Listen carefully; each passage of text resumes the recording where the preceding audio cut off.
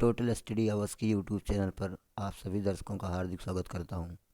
Friends, पिछली video में मैंने संविधान सभा के गठन और उससे संबंधित महत्वपूर्ण तथ्यों के संदर्भ में आपके विषय में जानकारी रखी। प्रस्तुत वीडियो जो है संघ समिति, जो समितियां बनी और जो समितियों के सदस्य और उनकी संख्या, समितियां, उप समितियों के अध्यक्ष और संविधान के भाग और अनुसूचियों पर चर्चा की गई है। ये वही टॉपिक है फ्रेंड्स जहाँ से सीधे प्रश्न परीक्षा में देखने को मिलते हैं। तो आइए फ्रेंड्स, बिना देरी करते हुए इन प्रश्नों पर नज़र डालते हैं। जैसा कि आप देख रहे हैं कि संघ शक्ति समिति के जो अध्यक्ष 9 सदस्यों के साथ अध्यक्षता की थी पंडित जवाहरलाल नेहरू ने, और मूल अधिकार व अल्पसंख्यक समिति के 14 सदस्यों के साथ में अध्यक्षता जो की वो सरदार वल्लभ भाई पटेल ने करी। कार्य समिति का संचालन डॉक्टर के.एम. मुंशी के द्वारा, जिसमें 3 सदस्यों की समिति थी, और प्रांतीय संविधान समिति जिसके अध्यक्ष चुने गए थे 25 सदस्यों के साथ सरदार वल्लभ भाई पटेल। संघ संविधान समिति के अध्यक्ष जो माने जाते थे संघ संविधान समिति, जिसके अध्यक्ष थे पंडित जवाहरलाल नेहरू। तो फ्रेंड्स, इस तरह से संविधान सभा के सलाहकार थे वी एन राव को संविधान सभा का जो है सलाहकार नियुक्त किया गया था। और देखें आप, प्रारूप समिति के जो अध्यक्ष थे, आप सभी लोगों को मालूम होगा कि प्रारूप समिति का गठन जो है 29 अगस्त 1947 ईस्वी में किया गया, और जिसकी अध्यक्षता डॉक्टर वी.आर. अम्बेडकर के द्वारा की गई थी। प्रारूप के समिति के सदस्य जो थे वो एन. गोल्डस्वामी आयंकर, अल्लादी कृष्णा, स्वामी अय्यर, के.एम. मुंशी, सैयद मोहम्मद सादुल्ला, ये सभी लोग जो है प्रारूप समिति के सदस्य थे। और इसकी अध्यक्षता जो की थी डॉक्टर वी.आर. अम्बेडकर ने की थी। डॉक्टर भीमराव अम्बेडकर जो है 15 अगस्त 1947 से 26 जून 1950 ईस्वी तक भारत के संघ के पहले विधि मंत्री या कानून मंत्री भी आप कह सकते हैं, ये रहे थे। और भारत के नीति निर्देशक तत्व की बात करें तो सर तेज बहादुर सप्रू समिति ने जो है इसका जो प्रस्ताव तैयार किया था। संविधान सभा का चुनाव जो है मध्यम वर्गीय मताधिकार के आधार पर किया गया था, और संविधान सभा के सदस्यों के प्रांतों में की जो विधानसभाओं ने अप्रत्यक्ष रूप से जो है निर्वाचित किया गया था सदस्यों को। पंडित जवाहरलाल नेहरू के नेतृत्व में अंतरिम सरकार का गठन जो है सितंबर 1946 ईस्वी में किया गया, और इसी गठन के तत्पश्चात ही जो है संविधान सभा का जो है निर्माण 9 अगस्त को किया गया था। 9 अगस्त 1946 ईस्वी में संविधान सभा के निर्माण के तत्पश्चात ही जो है संविधान निर्माण की प्रक्रिया शुरू हो गई, जिसमें 2 वर्ष 11 महीने 18 दिन का समय लगा। ये महत्वपूर्ण कार्य जो है डॉक्टर वी.आर. अम्बेडकर के द्वारा किया गया, जिन्होंने विश्व के विभिन्न जो लोकतांत्रिक देश थे उनके संविधान के आधार पर भारत का जो है एक विस्तृत और लिखित संविधान जो है तैयार किया। मुस्लिम लीग की बात करें तो ये अक्टूबर 1946 में जो है इसकी स्थापना की गई, और अंतरिम सरकार में भी इसको शामिल किया गया। ये मुस्लिम लीग की स्थापना की बात करें फ्रेंड्स तो बंगाल विभाजन के 1 साल बाद 1906 ईस्वी में किया गया था, और इसको जो है अंतरिम सरकार में शामिल भी किया गया सितंबर में आप कह सकते हैं इसका गठन होता है, और इसको अक्टूबर 1946 में जो है मुस्लिम लीग भी इसमें शामिल कर ली गई। और जे.बी. कृपलानी की बात करें तो जे.बी. कृपलानी केवल मूल अधिकार की उप समिति के अध्यक्ष थे, जे.बी. कृपलानी। फ्रेंड्स, कुछ इसमें भारतीय संविधान हमारा जो है 22 भागों में किस प्रकार से बटा है उस पर मैं कुछ जो है प्रकाश डालना चाहूँगा। तो अगर भाग 1 की बात करें तो भाग 1 जो होता है संविधान का भाग 1, जो अनुच्छेद 1 से लेकर अनुच्छेद जो है 4 तक फैला हुआ है, जिसमें संघ एवं राज्य, उसका राज्य क्षेत्र, इससे संबंधित किसी भी तरह के कानूनी में बदलाव संशोधन के लिए अनुच्छेद 1 से 4 के बीच में जो है संशोधन की प्रक्रिया अपनाई जाएगी। वहीं अगर भाग 2 की बात करें तो भाग 2 में नागरिकता से संबंधित प्रावधान जो है दिए गए हैं। भारत में कौन किस तरह से नागरिक रह सकता है, ये सारी बातें 5 से लेकर 11 के अनुच्छेद के अंतर्गत आपको देखने को मिलेंगी। और भाग 3 जो है मौलिक अधिकार से संबंधित है, जिसमें अनुच्छेद 12 से लेकर अनुच्छेद 45 और अनुच्छेद 35 तक, जिसमें हमारी स्वतंत्रता जो है सब इसमें वर्णित किए गए हैं। ये मौलिक अधिकार, फ्रेंड्स माफ़ करें, मौलिक अधिकार की बात करें तो 12 से 35 अनुच्छेद के बीच में कही गई है। और भाग 4 जो नीति निर्देशक तत्व हैं जिनकी संकल्पना आयरलैंड के संविधान से की गई है, ये अनुच्छेद 36 से लेकर के अनुच्छेद 51 तक किया गया है, जिसमें बहुत सारे नीति निर्देशक तत्वों में ग्राम पंचायत हो गई, या आपका जो है पर्यावरण से संबंधित चीज़ें हैं, ये सारी चीज़ें राजनीति के नीति निर्देशक तत्व में सम्मिलित की गई हैं। और मूल कर्तव्य की बात करें, जो मूल कर्तव्य आपका रूस के संविधान से लिया गया है, ये 51 का अनुच्छेद 51 का में वर्णित किया गया है। भाग 5 की बात करें तो संघ के क्षेत्रों की बात की गई, जिसमें अनुच्छेद 52 से लेकर अनुच्छेद 151 तक की सभी कानून संघ से संबंधित वर्णित किए गए हैं। भाग 6 राज्य सूची का विषय, राज्य सूची से संबंधित सूची नहीं फ्रेंड्स, राज्य से संबंधित विभिन्न प्रावधानों या विभिन्न कानूनों का जो है संग्रह है, जो अनुच्छेद 152 से लेकर के 237 तक में राज्य से संबंधित कानूनों की चर्चा की गई है। भाग 7 की बात करें तो प्रथम अनुसूची के भाग खा के राज्य क्षेत्र के यानी 238 जो है इसमें निरसित होता है। अनुच्छेद 238 इस भाग से संबंधित है। भाग 8 की बात करें संघ व उसके राज्य क्षेत्रों की बात करता है, जो 239 अनुच्छेद से लेकर के 242 अनुच्छेद तक इसमें इसकी चर्चा की गई है। भाग 9 जो है वही पंचायत से संबंधित है, जो पंचायत और जिसमें बलवंत राय मेहता की समिति के अनुसार जो है 243 का से लेकर के 243 अणा तक के सारे प्रावधान इसमें किए गए हैं। भाग 9 की बात करें तो नगर पालिका से संबंधित वहाँ की जो सरकार या वहाँ के विकास पर जो है नगर पालिकाओं से संबंधित महत्वपूर्ण जो है संशोधन या महत्वपूर्ण कानूनों का जो सारी लिखित प्रावधान हैं वो 243 अनुच्छेद से 243 का से ड़ और छा तक के सारे उपवर्गों में जो है बांटा गया है। भाग 9 खा की बात करें तो सहकारी समितियों की बात करी गई है। 243 अनुच्छेद या जा से ले या और ना तक के सारे अनुच्छेद जो है सहकारी समितियों से संबंधित हैं। वहीं भाग 10 की बात करें तो भाग 10 में संघ और अनुसूचित और जनजातीय क्षेत्र के मामलों से संबंधित सारे कानून के प्रावधान 244 और 244 का में जो है वर्णित किया गया है। भाग 11 की बात करें संघ तथा राज्यों के मध्य के अंतर जो संबंध हैं उनका वर्णन 245 से 263 अनुच्छेद के मध्य आपको देखने को मिलेगा। भाग 12 जो है वित्त, संपत्ति, संविदाएं और वाद से संबंधित महत्वपूर्ण अनुच्छेद 264 से 300 का तक जो है वर्णित किया गया है। भाग 13 में भारत के राज्य क्षेत्र के भीतर व्यापार, वाणिज्य तथा समागम से संबंधित महत्वपूर्ण कानूनों की चर्चा 301 अनुच्छेद से 307 अनुच्छेद के मध्य की गई है। तो फ्रेंड्स देखेंगे आप कि भाग 14 में संघ तथा राज्यों के अधीन की जो सेवाएं हैं अनुच्छेद 308 से अनुच्छेद 323 के मध्य जो है इसका वर्णन करा गया है।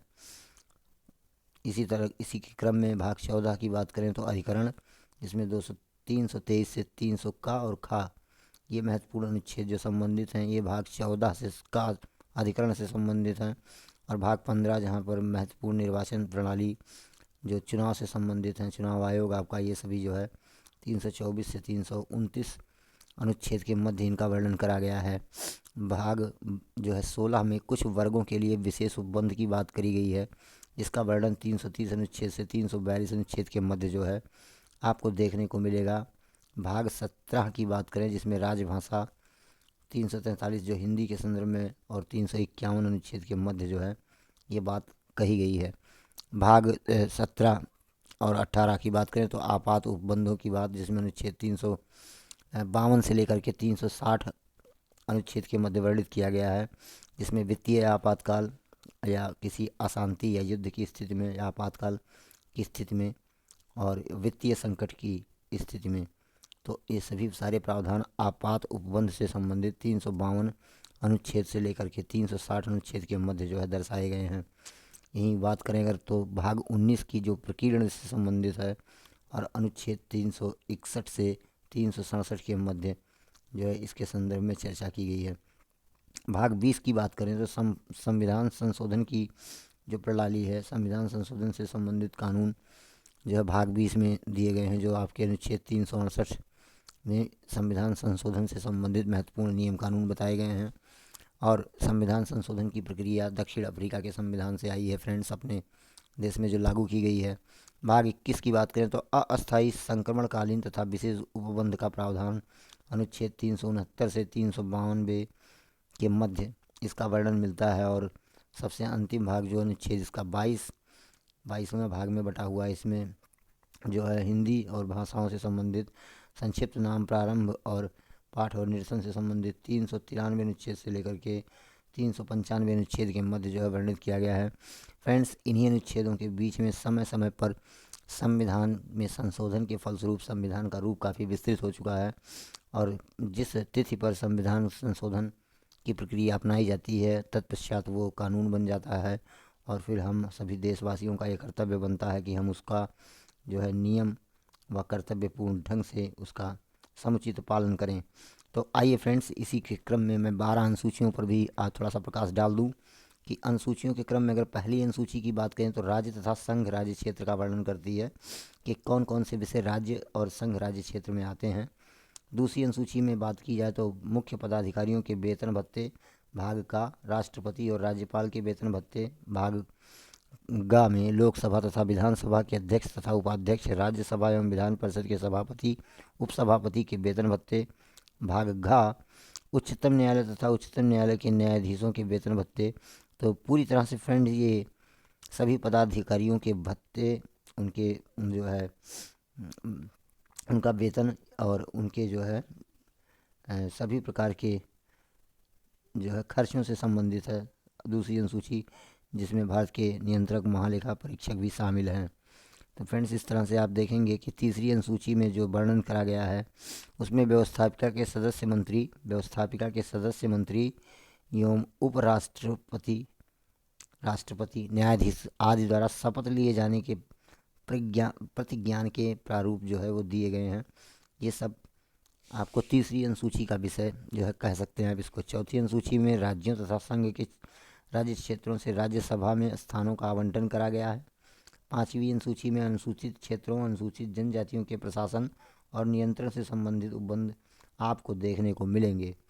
छठवीं अनुसूची की बात करें तो छठवीं अनुसूची में असम, मेघालय, त्रिपुरा और मिजोरम राज्यों के जनजाति क्षेत्रों के प्रशासन के विषय में उपबंधों की बात करी गई है।